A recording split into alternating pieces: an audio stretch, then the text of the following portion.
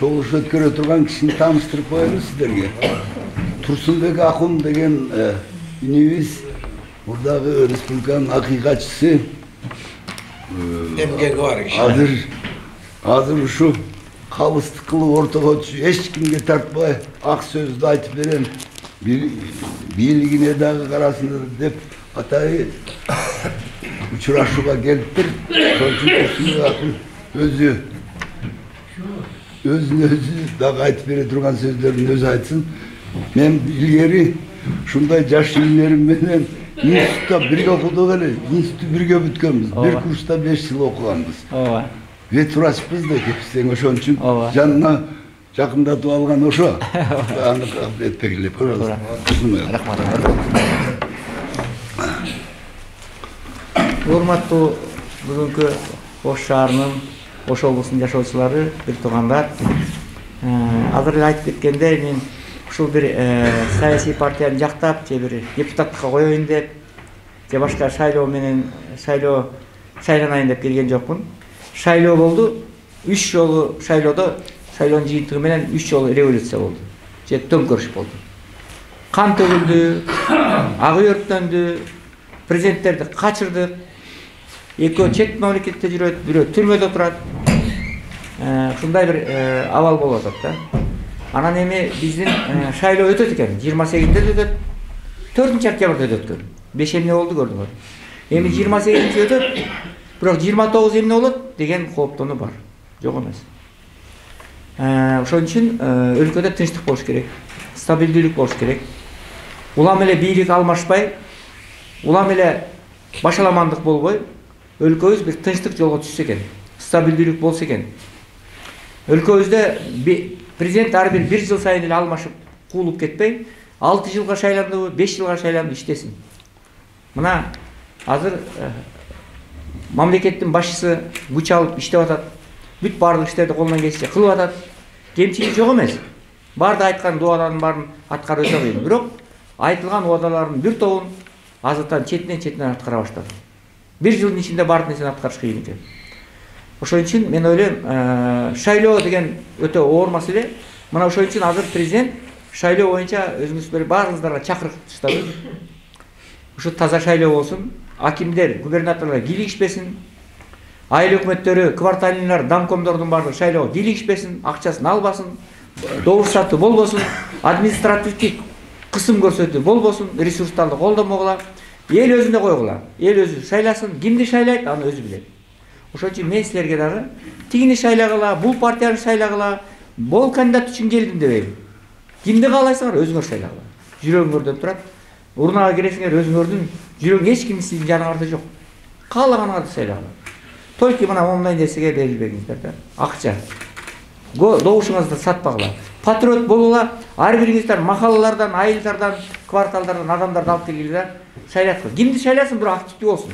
30%, 30% болуп калбасын. Жок дегенде 40%ке чыгаралы, уят болобуз. Шайлоо аябай пассивный болот. Мына келгендердин бардыгы эле мына 50ден ашып калган аксакал эжекелер келип атат. Рахмат силерге. Биздин бир эле өлкөбүз бар, Кыргызстан деген. Кыргызстан деген өлкөнү чайкабайлы. Азыр чайкагандар көп болуп атат. Корабль бар, кораблдын капитаны бар. Борт инженерлер бар, эмелер өзүңөр билесиңер, корабльда. Ошонун бар, ошону менен момунтип бурганактап, дүйнөнүн бардыгы азыр момундай болот. Дүйнө эли кыйын болуп атат. Согуш болуп атат, пандемия болуп атат. Канчалаган вирустар жугуп атат. Дүйнөнүн бардыгы азыр мына Америка, Афганистан эмне болду. Анан бир кичине Кыргызстан менен корабльда кетип барат. Ошону бир аралаштырып албай, алмаштырып албайбы? Момундай бир томкоруп албайбы? Бар астын үстүн болбосун. Ошон үчүн 28-не барыңыздар келип бериңиздер. Балдарыңыздар, туугандарды алып келиңиздер. Кимге сатасасын. Анан добушуңарды сатпагыла. Эки эле нерсе үчүн мен келдим. Мен өмүр бою адам укугу деп жүргөн адамдардын биримин. Адам укугу тебеленбесин. Шайлоо, демократия, адам укугу, сөз эркиндиги бул деген асыл нерселердин бири. Бирок демократия десе эле бүт баары баягы оозуна келген оро бериш керек дегенди билдирбейт. Бийликтен мына көрсөңүздөр, Каримов азыр эме Мирзиёевди кандай сыйлап атышат. Тияктан Назарбаевди, Путинди. Өзүңөр көрүп атасыздар, мамлекет башчысы деген бул символ государства. Бул мамлекеттин сыймыгы, бул символу. Гер, гимн, желек, президент. Азыр болсо көрдөн алып көргө, жерден алып жерге. Эмне деген заманга баратабыз? Мен президентти жактайын деп келип аткан жокмун, же кошомат кылайын деп келип аткан жокмун. Мен мамлекетте иштебейм, ак үйдө иштебейм, же президенттик аппаратта иштебейм. Просто өзүм проект менен иштейм, Кыргызстанга баш ийбейм, Борбордогу Азиядагы адам укуктары конгрессин координаторумун. Бирок деген мамлекетке патриот катары мамлекетти сүйүп атам. Тынч, бул жолкусун тынч өтөбү же октябрдагыдай болобу? Мына 21 партия бар. 21 партиянын 5-і өтөт. 5-і 6 өтөт. Эң көп болсо 7 өтөт. Болду. 5% барьер өтө кыйын. Анан калган 14-15 партия 1000ден алып чыкса эле 10 000 болуп чыгып атат. 10 000 адамды биздин эле. Эл болбой калат. Ошон үчүн барыңыздар балдарга, партияларга, туугандарыңыздарга айтыңыздар. Улам эле мамлекетти чайкай берген бизге жакшылык алып келбейт. Бирок бул жолкусун мына президенттин азыр чакыруусу Кудай буйрса жакшы болду. Президент жанагындай чакырып таза шайлоо, дүйнөгө белгилүү таза шайлоо менен өтөлү деди. Анан ошон үчүн мына сизге бир жакшы кабар менен келдим. Ушул кичине папканын баарын көтөрүп келген этика туура келбейт.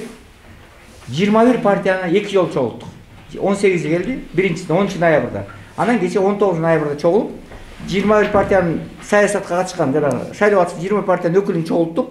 Борбордук шайлоо комиссиянын өкүл жетекчиси келди. Өкмөттөн Марат Иманкулов келди. Ошентип мына ушул 21 партиянын ушу 18 партиясы менен кол койду. Келишим. Ынтымактуу бололу. Чакырыктарга барбайлы, өлкөнү чайкабайлы, жеңилгендер моюн сунуп калалы, жеңгендерди куттуктайлы, мамлекетке төңкөрүш кылбайлы, революция кылбайлы дешип мына ушинтип мына момундан башталган ушул бүт 21 партиянын 18 партия кол койду. Анан Борбордук шайлоо комиссиясы кол койду, мамлекеттин өкүлү кол койду, анан мен кол койдум. Ушуларды аткаруубуз боюнча келечек жол деген долбоор түзүп, мамлекетте жактырып, мени таанып, сыйлап, анан ушу өкмөттүк эмес граждандык коомдун атынан мен кол койдум. Карап турайын, данекер болоюн деп. Кандай дейсиздер? Ушундай иш болду. Мына ушуну мен силерге көтөрө келдим. Мына ушинтип Кудай буйрса тынчтыкта шайлоо бул президентибиз үчүн чоң экзамен. Жакшы өтсө, тынч өтсө, татыктуу адамдарды жанагы мурдагыдай атка конгон парламент эмес, бир жакшы, күчтүү парламент шайлап алсак, биздин эң негизги жетишкенибиз ошо. Тынч болсо. Өлкөбүз могу баягы 90-2000 жылдардай момундай түтүн чыгып, оттор күйбөй, тынч болсо, Кудайым ошол берсин. Бизде тынчтык. Өзбек эли, кыргыз эли, тажик эли дайым өмүр бою канатташ жашап келатабыз. Бизде мына азыр силердин жашап, тынч болуп жашап атканыңарды көрүп, ушунчалык сүйүнүп атам. Кудайым силерге кубат берсин. Өкмөт жөнүндө кандай ойлоруңар бар? Президенттин демилгесин колдоп атасыңарбы таза шайлоо боюнча? Ошол боюнча айтсаңыздар, ушуну жаздырып, анан сайттарга чыгарып, элди жакшылар жака үндөп, мындай тынчтыкка үндөп, шайлообузду жакшы өткөрөлү деген максат. Мен лекция окуйын деп келген жокмун силерге. Просто силердин пикириңерди угайын деп келдим. Кандай дейсиздер? Туура айтасыз. Анан бир жакшы аксакалдардан баштап, мына өзүңүз баштайсызбы? Аксакалдардан баштап бир эмесиңер балдар тартып алат. Ирметтүү аймактык башкармалыгында аксакалдар сотунун төрайымы болуп иштеймин. Азыр биринчи жолу Кыргызстанда мына таза шайлоону биздин ажообуз Садыр Нуркожоевич кылганына менин көпчүлүк менен жүрөм. Элдин баардыгы ыраазы болуп атат ошол. Мурдагы шайлоолорду көрдүк эле. Бул убакка чейин агитатор деп баардыгы келишип, эшигибизди тытып кирип, мынанча акча берели, муну шайлап кой, мынча адам топтоп бер деп ушундай өтө көп тополоң иштер болот эле. Азыр элдер мына азыр дагы ошо мектепте чогулуштан келдик. Таң калыштуу болуп атат да. Бизде агитаторлор каяка кетти? Баягы кандидаттар каяка кетти? Эмнеге көчөлөргө келип мындай агитация кылышпайт? Эмнеге программаларын айтышпайт? Бизге өтө таң калыштуу, тынч өтүп атат. Ушул боюнча эле таза шайлоо өтө жакшы жагып атат да. Себеби мурда адамдардын оюн бөлүп, сен мага шайлап кой, экөөбүз тууган элек, же акем элең, тагам элең, юкам элем дегендер толтур эле да. Азыр андай жок болуп атат. Мына биздин ош шаарда мен көп эл менен жолугуп, эл менен аралашып жүрөм. Ошого элдердин ою бул биздин ажообуздун азыркы таза шайлоо деп койгон иши мына өтө жагып атат деп ойлоймун. Себеби көпчүлүктүн атынан айтып атат дебеңиздер, бул көпчүлүктүн арасында жүргөндөн кийин айтып атам. Мурдагыдай баягы домкомдор, квартальныйлар дегендей жөн эле агитаторлор азыр алар деле сүйүнүп атат.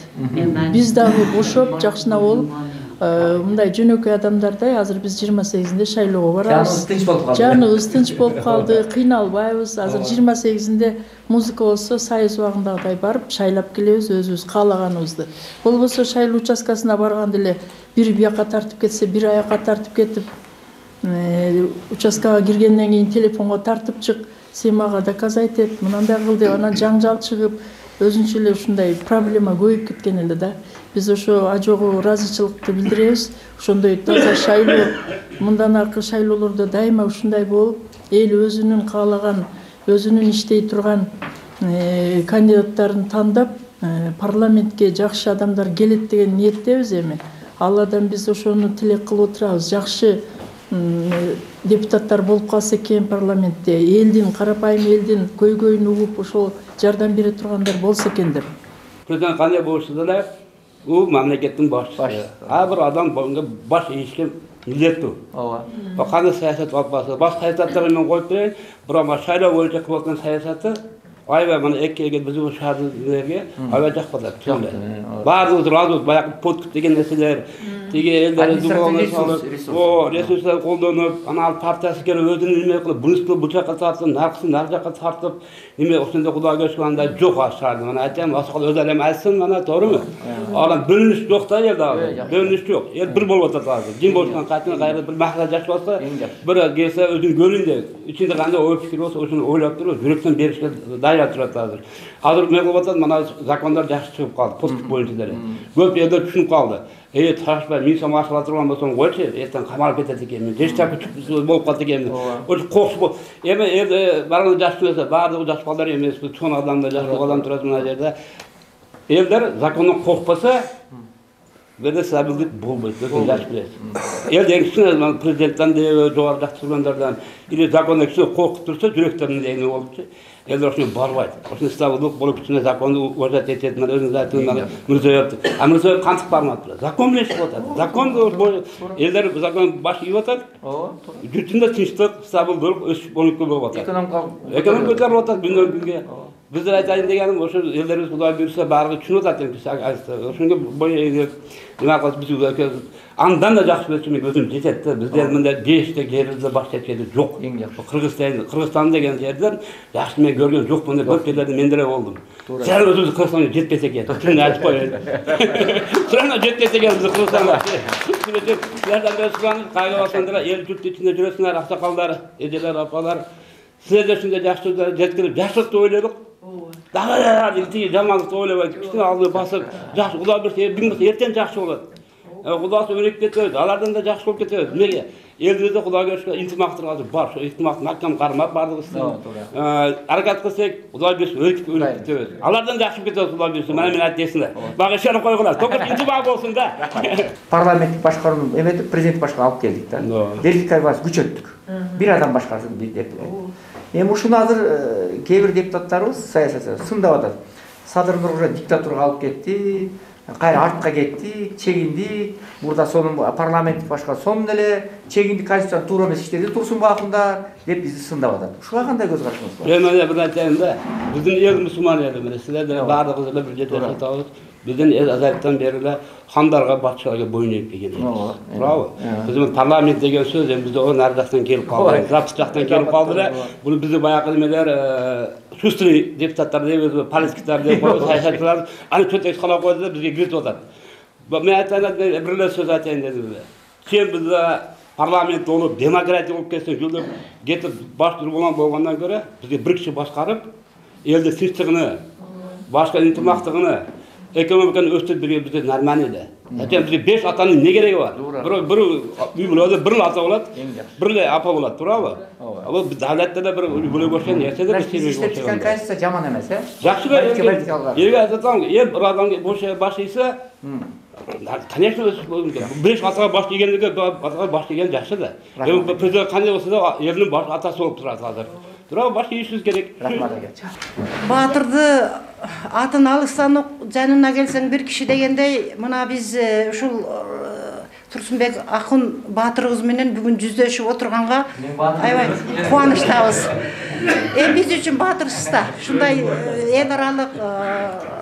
немелерди иштеп атсаңыз, биз үчүн Манас орденин алган адам баатыр болот да.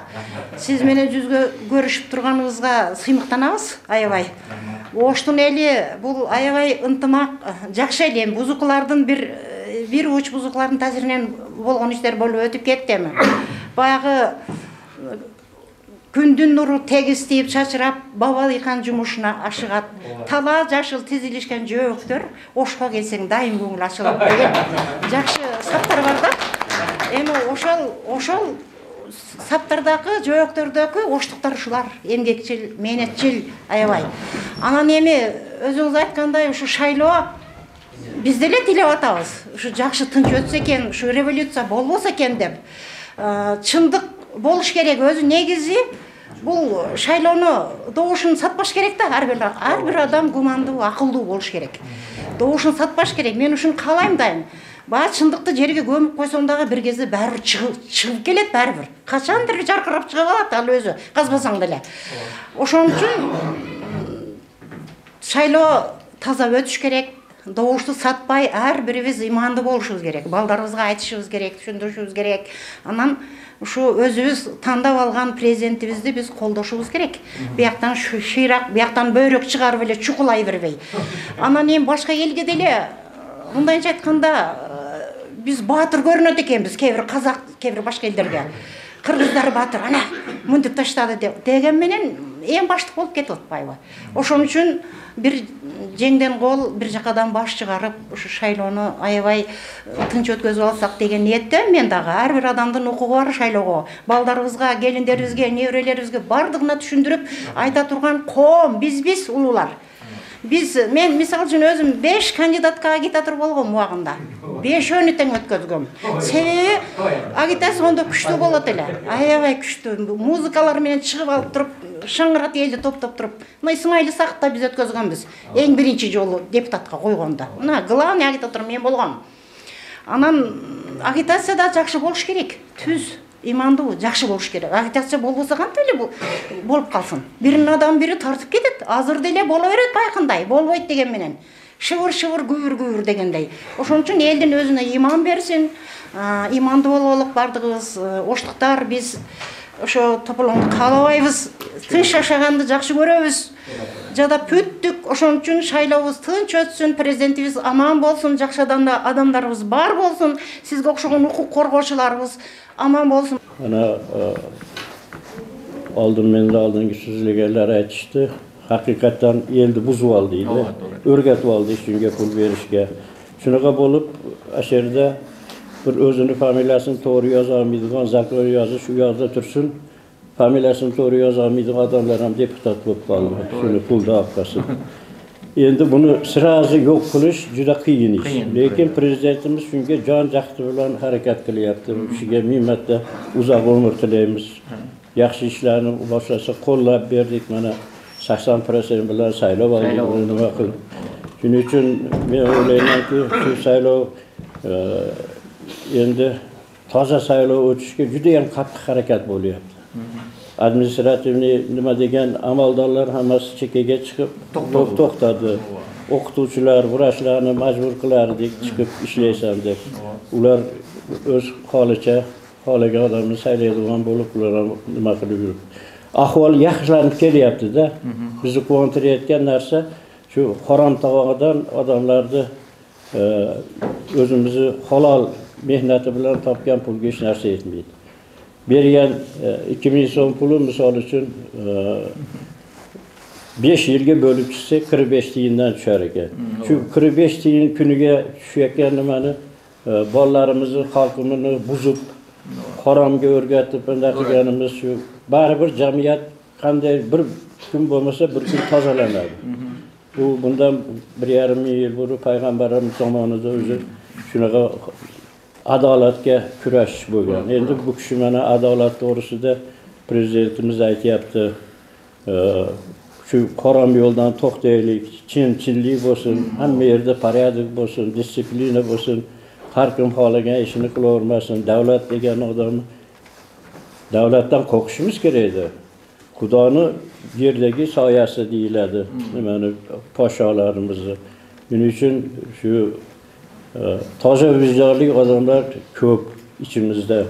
Şunun için hem hazır zamanımız tinç bo'lib turgan mahalda şu toza vicdanlı adamlar hammasi harakat qilsa, mana hamma yerda masjidlarimizga yoshlar qatnashyapti, juda ham ko'p. Bu cuma kunlari odam kechiga sig'may ketyapti. Mana yosh bolalar ham kirib nima qilyapti. Shular sekin-sekin nima toza yo'lga yurib boshlasa, albatta bizni ishimiz oldiga yuradi, jamiyatimiz tozalanadi deb o'ylayman-da.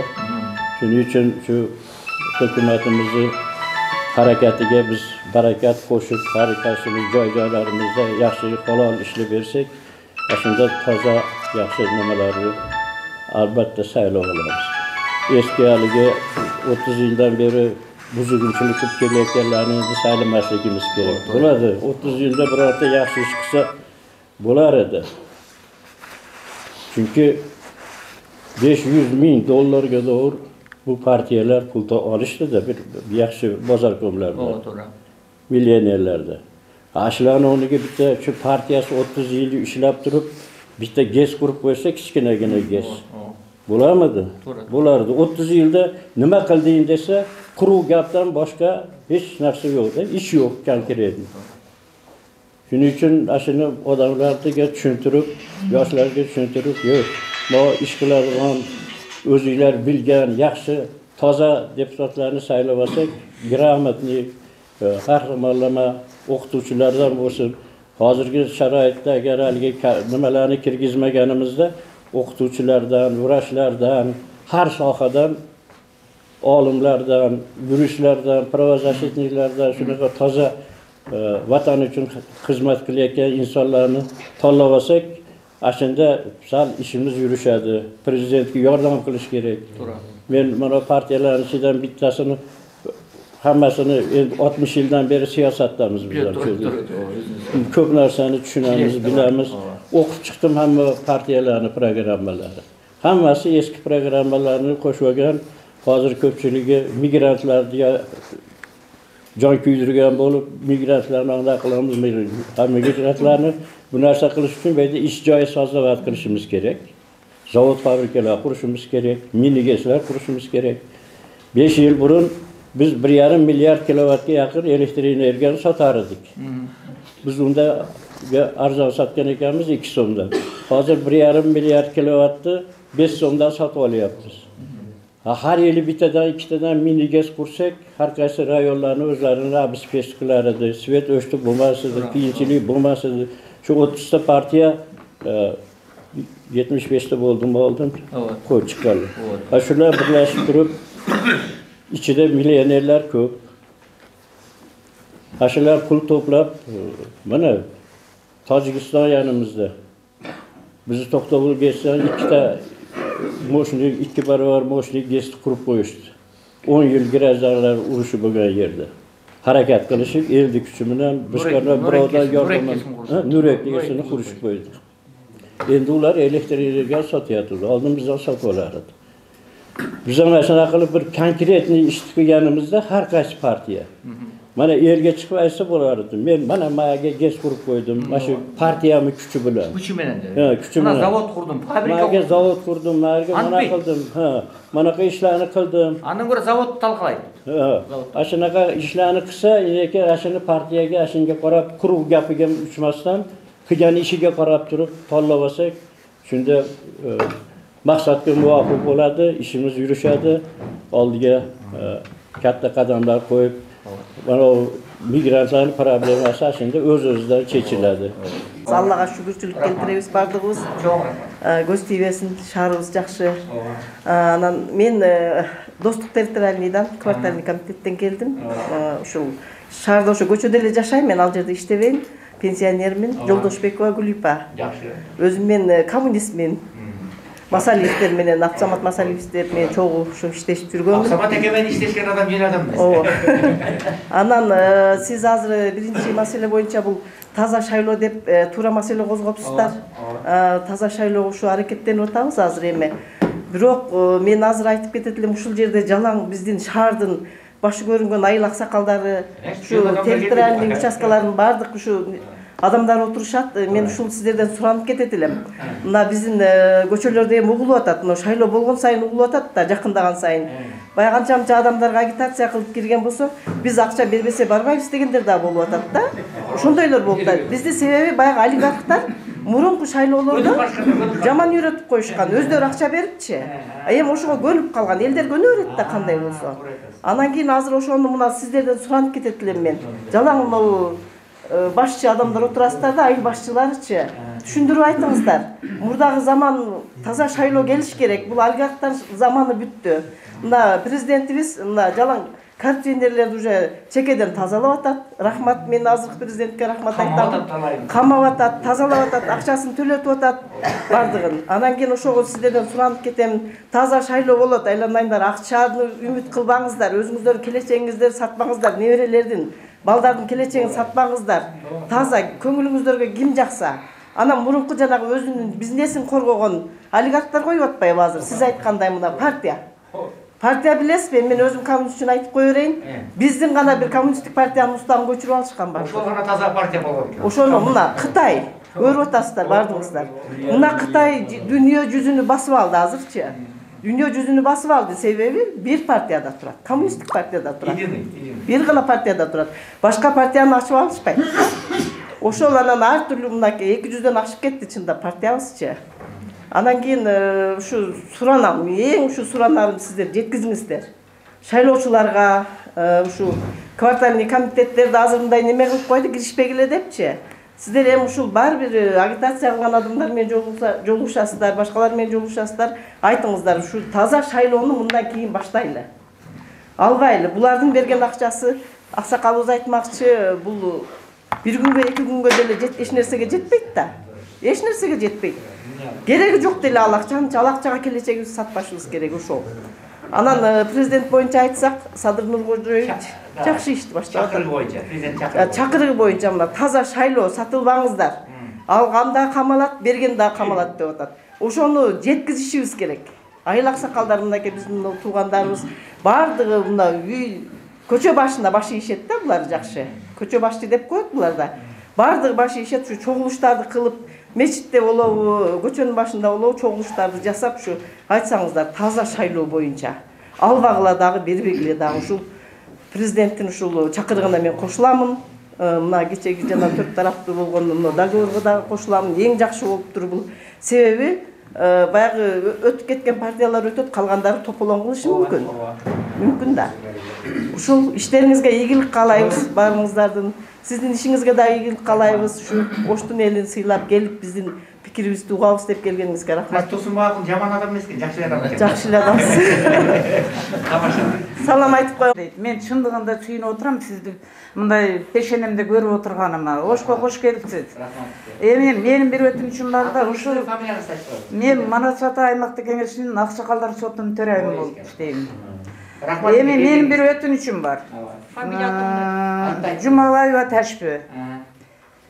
Сиз ушунча келип, көпүрө болуп, ушу элдин тынччылыгын ойлоп, сиз өзү акыйкатчы болуп иштеп, ушу Кыргызстанда канча адамдардын тагдырларын чечип жүргөн адамсыз, азыр да ошо боюнча келипсиз, рахмат чоң. Бул ишке точка коюп мындай болбойт деш кыйын. Бул баары болуп кетиши да кыйын. Болуп калышы да мүмкүн, болбой калышы да мүмкүн. Бул баардыгы элден. Мына жерде карап турсам, Оштун эң жакшы аксакалдары, иштеген адамдар, ушу Оштун бир эмесин чоюп турган, илгерки иштеп жүргөн аксакалдар отурабыз баардыгыбыз. Баардыгыбыз үй бүлөбүзгө, аймагыбызга, айылга жакшы сөздөрүбүздү айтып отурсак, ынтымакчылык келет. Бул 30 жыл деп айтып атабыз. 30 жылдын фундаменти жаман курулуп калган. Фундаменти жакшы куюлбай калган. Мына фундамент Өзбекстандын фундаментин Каримов куруп кетти эле, эмдигиче бузулбайт. Ошол фундамент ошо бойдон келет. Казакстанды мисал кылып сүйлөп атасыңар. Анын да фундаменти ошондо болуп калган. Биздин фундамент чакчылекке болуп калган. Мына өзүңүздөр айтып атасыз. Ошондогу жерди басып, бая менчиктештирип алганда байып, чирип жатат азыр. Мен мына азыр Садырдан башка адамды мен Кыргызстандан элестете албайм. Садырдан ашыгы келип президент болушун да элестете албайм. Ош шаары мына стадион менен бир болуп турушуп аланы биз колдойбуз деп кол көтөргөнбүз. Мен да бир айта турган өтүнүчүм. Мына шайлоо болуп атат. Шайлоону айтып атат. Kvartalныйлар аралашпасын, үй башчылар аралашпасын. Егер bir домдо 5 этаж болсо, 4 этаж болсо, 48 квартира бар. 48 квартирага барып, үй башчы барып, бир мебир айдап чыкпаса, барбай шайлоого. Ошонун ичинде ham бир акмактар бар. Кел мага тыйын бер, анан барам дегендер бар. Аны отургузуп алып түшүндүрүп айтасың сайрап, бар. Мынандай элдин келечеги, жегенди жедиңер, алдыңар. Кана эмне азык болду? Эмне таптыңар? Башка бире салып коет. Деп ушундай агитацияларды ошо домкомдор жүргүзөт. Мен сизге кайрылып айта турганым ушул болуп атат. Азыр ким агитация кылат дегендей сөздөр болуп атат. Агитацияны кварталный дагы билбейт аерде. Айыл өкмөтү да билбейт. Мэрия да билбейт. Чын айтканымда. Мына үй башчылар, айыл башчылар, көчө башчылар, ушулар элдердин бардыгын бир кирип түшүндүрүп айтып, ошол жерге жетелеп алып барып шайлоого ошол үй башчылардын милдети. Ошолорду колго алып, мына мэриядагы мен ачык эле айтайын, чогултуп домкомдорду, төрагалар, шайлоону жакшы өткөрүп алалы, ынтымакчылык менен мынандай кылалы деш керек. Анан экинчи өтүнүчүм. Мына Бушканын Шайлыбековага ушу президент аркылуу жеткизем деп атасыз. Жеткизсеңиз, ушуну мен айта турган сөзүм. Мисалы үчүн шайлоо болду, нарушение болуп атат. Чыгарып коет. Кайра бир 10 күндөн киргизип коет. Буну эмне деген? Жерде отуруп ошо шайлоо биз ошолорго ишенип, бияктан жаман жакшы көрүнүп, мен мына 13 жылдан бери домкомдагы. Анан шайлоого бышып бүттүк биз бардыгы. Жадап да бүттүк, чынын айтыш керек. Бутур эле бузулуп калат. Анан мынандай болду дейт, анан мынандай болду дейт. Эми баягы азыр чындыгында мен ошол Шайлыбекова кайрылам. Чындык иштесинчи. Честный иштесин. Четтен кеттиби? Нарушение болду ошо партияларга. Раз чыгаргандан кийин кайра киргизбе. Эмнеге? Мисалы үчүн кандын сөзү эки болбош керек. Мисалы үчүн союз маалында мен деле областка 3 жолу депутат болгон катын. Мына жана айтып атат го, сиз айтып атасыз. Мен тамекичилик боюнча болгон. Биздин көркүбүзгө болгон эмес, иштеп планыбыз толтурсак кылган ошондо. Отчет берип турат эле ошондо. Эмне иш кылдык деп. Азыр жанагы түрмөдөн чыккандар, кара жанагы эрекеттер, анан пулу барлар, ошо уят чимкириктер деген депутаттар ушул наамды алып калышты, мына шайланган депутаттар уят да просто тарыхта калды. Ошон үчүн мен ушул жерде тургандардын баарын айтам. Бул чадырга мен толук кошулам. Бул баланын өмүрүн берсин, ден соолугун берсин, ырыскысын берсин. Элдин башында баш көз болуп жүрө берсин, бала чакасы менен тынч болуп. Ошолордун саламдарын жеткизген сизге да рахмат. Мына элге көпүрө болуп келдиңиз. Сөзүңүз түбү тугат. Өмүрүңүз узун болсун сиздин дагы, ден соолугуңуз чың болсун. Ушу жашыңыздан бери акыйкатчы болуп келатасыз. Мына дагы акыйкатчы болуп ушунча келдиңиз, баарыбыздын башыбызды кошуп. Мен бир гана жакшылык каалайм. Бийликтегилерге дагы. Белашып, бизге окшогон шаардын аксакалдары менен мына жогулушуп турганыңызга биринчиден чоң рахмат. Жаңыланууга өттүк Кудай кааласа. Эми 30 жылда кеткен ар жакты унутушубуз керек. Мынакка жүрүшүбүз керек. Аң сезимди өзгөртүшүбүз керек. Сүйлөгөн сөздү өзгөртүш керек. Адамдардын эң немеси ушул болуп турат да азырчы. Биз болду 30 жылды. Айта бербейли. Анан кийин бир кирес коелу. Анан мен дагы бир сизге бир айтып кете турган нерсе, мына биздин чиновниктер, политиктер, күчтүү адамдар да мындай бир телевизордо мындай сүйлөп атканда алакандай кыргыз жери деп сүйлөйт да. Мен ушуга өтө нааразымын да. Кыргыз жери алаканда, кыргыз жери алаканда, Кыргызстан Дүйнөдөгү эң орто мамлекет. Кичине мамлекет эмес. Мындай эмес. Орто десек да жарышат. Чоңураак десек да жарышат. Себеби дүйнө жүзү боюнча 187 мамлекеттин ичинен Кыргызстан алдыңкы эле орундарда турат жер боюнча. Жер боюнча. Анан кийин ушул эле Кыргызстан алакандай элибиз деп сүйлөгөндөрүнө мен таң калам да. Анан мына бизде Кудай кааласа мына 6 миллион калкыбыз бар деп атабыз. Мына байтан бери коллегалар айтып кетти, мен аны кайталабай эле коеюн. Шайлоого ушул мынандай да биринчи Mına sizge okşap gelip düşündürüp, mınanda biz Oşkala gelgen joksuz siz hem hazır hem köp oblastlarga Batkenge varas, Çallavatlarga varas bar. Şunday düşündürүү işlerdi hiç kim gelip mınandaylarda aytkan emes. Mına ecem aytsa bugün uktu ecem uktu. Men uktum. Men jok degende 100 adamdın nemesini açkan aytıp an sezimini jetkizgenge men nima kılam? Hareket kılam. Bir ayga qaraychi qanchada adam aytadi. Bu işler. To'g'ri, har biringizlar aytsangiz qancha. Ana neme men misali prezident boyunca aytып keteyim. Hem Sadır Nurulbayev gelişi menen жаңылануу oldu da Kırgızistan'daçı. Şunun gelişi menen. Bravo. Mına şu жаңыланууну ulanışımız gerek. Çoğun rahmat. Bu jigit iştep atat. Nu hazır bir aytып ketdi, Akçakal aytып ketdi. 1 yıl çındığında az. Siz de aytып kettiniz. Az, ötele az. Densoluk kalayım, işine iyilik kalayım. Şu on kolunda, on jagında, sol jagında жүрgөндөр tuura iştep berseler, bu da kalasa tinçlik bolat, amançılık bolat, densoluk bolat. Rahmat. Yaptı maşadigeler hammasi aytып ketdi. Men ham shunga qo'shilaman. No, bu yerda yanayam Sadir Japarov yaxshi ishlash kerak. Nimaga deganda, окружающую средасini tozalash kerak до конца. Hozir yarmini tozaladi. Bu bolaga vaqt oz hozirda. Lekin vaqti ko'proq bo'lsa, окружающую средасini yaxshi tozalasa, bu bola yaxshilab ketadi. Endi mana deputatlarimizga kelganda, deputatlarimiz ham mana bilgida aytadi, rыбок не ест головы deb. Bizga korrupsiya nimaga? Korrupsiyani ashlar boshlayapti. Deputatlarimiz o'zlari 50-60% o'zlari korrupsionerlar. Там сидят одни воры только, можно так сказать. Hali hapugalar. O'zimga bo'lsin. Bu el uchun hech ham bular jon kuydirayotgan joyi yo'q.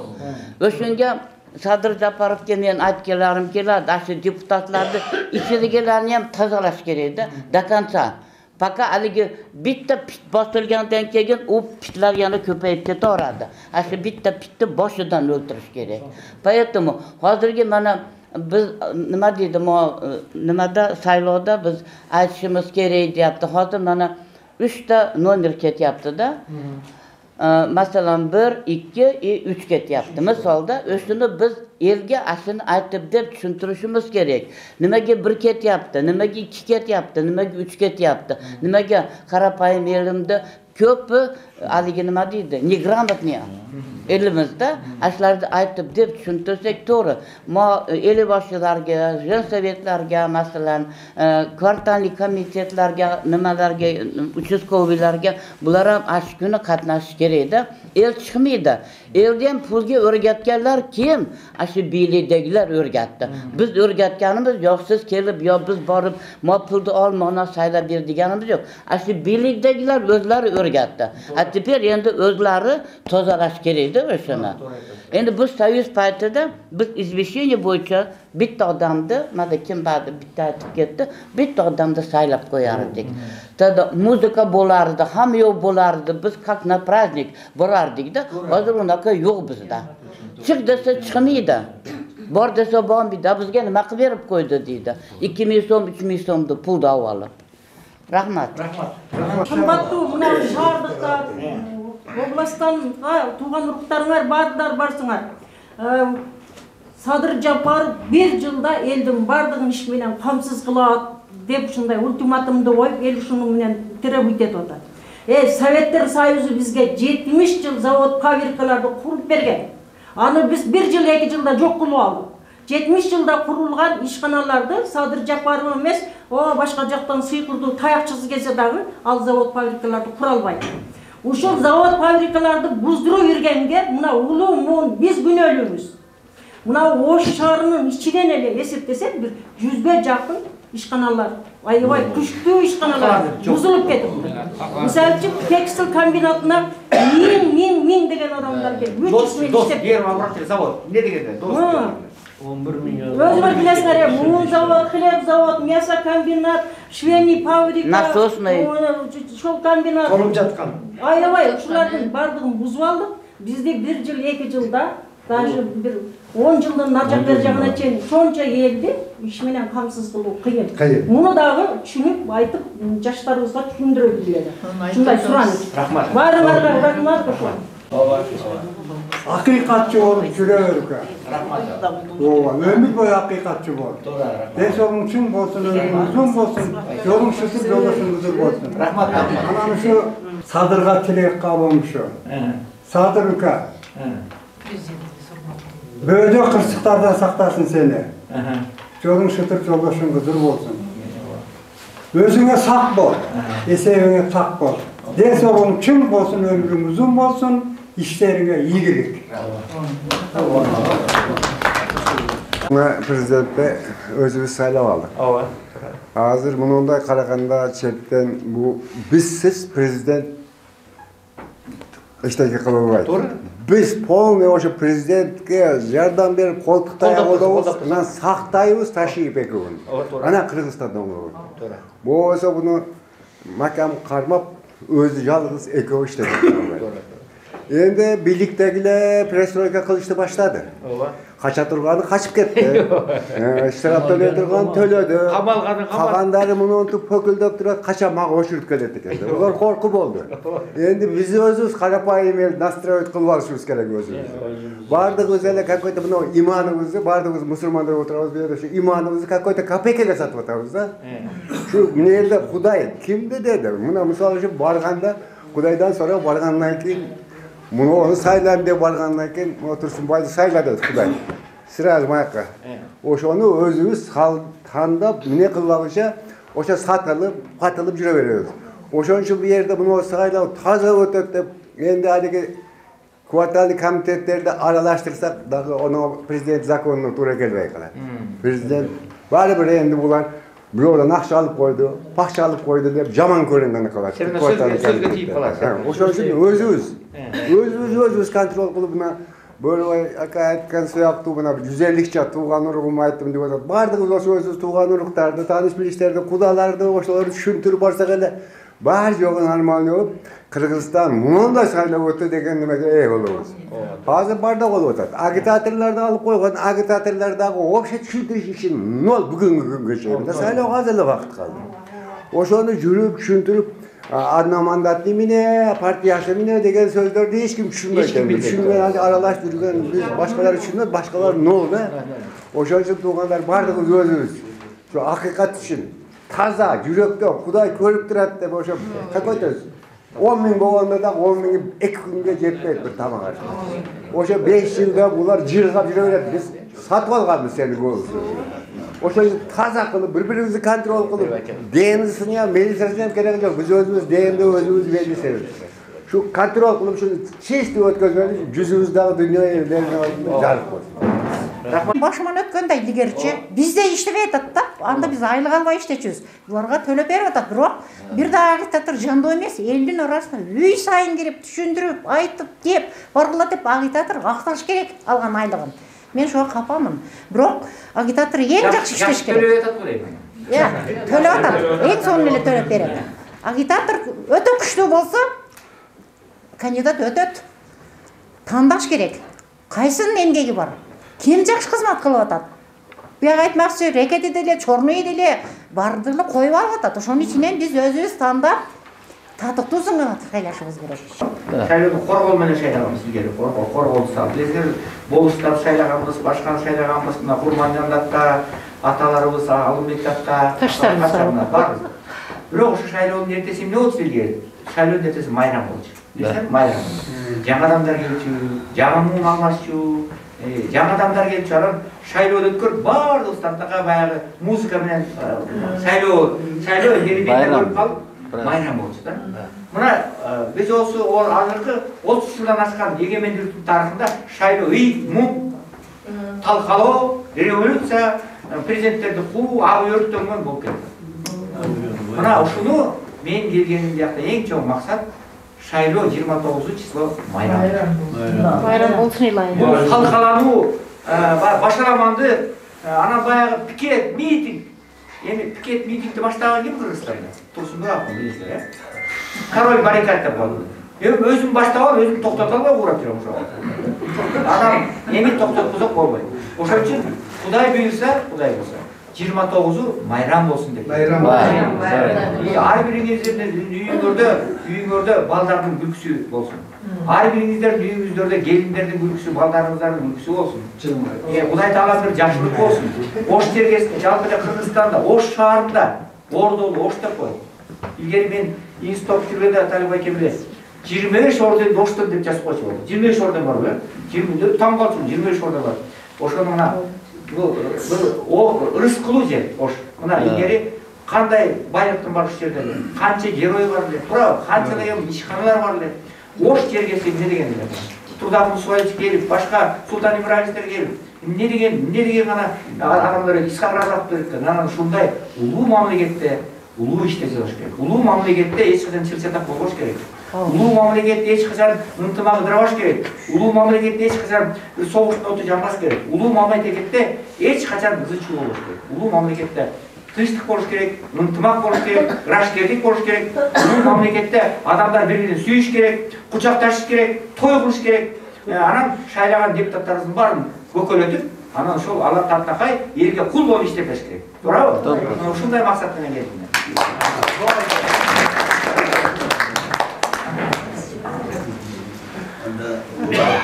Tuğanlar bu kuşaktan kıska tura düşündürüp de öyle bizim elimizde de var mıdır gelgendirge çok razı olıyoruz. Sizlerin altınızlardan varındır. Tursunbek Akın diniyizge ana sizlerin aytkan kavgaları boşluk Çin'den solu. Şu araç olup, daneker olup, bu eyler alımında, biz içinde de alın, dengeniz değil biri. Onun için şu kiçine geyinizde abdan çok. Çok okudum. Ben kursun starsanı, bular başkaram deyip köp çağır kadar olun. Orada şu aytkandı koyarken çınçıldık. Hakikatlik için doğrusu neden Kırgız menen profesörler çalışkan jigitler oşo emeğini taşlagan joksun biz hakikatçı ol. Oşonda ne bar olsun. Kudaydağı har bir adam bile artık dönerdi berbet şu. Oşo el için büyük pişip kayırda olsa otga da düşüp suga da ağıp yürügenin gözü. Rahmat. Var Kuday'dan kaytattı, Kuday'dan kaytattı. Jaman bolgun yok.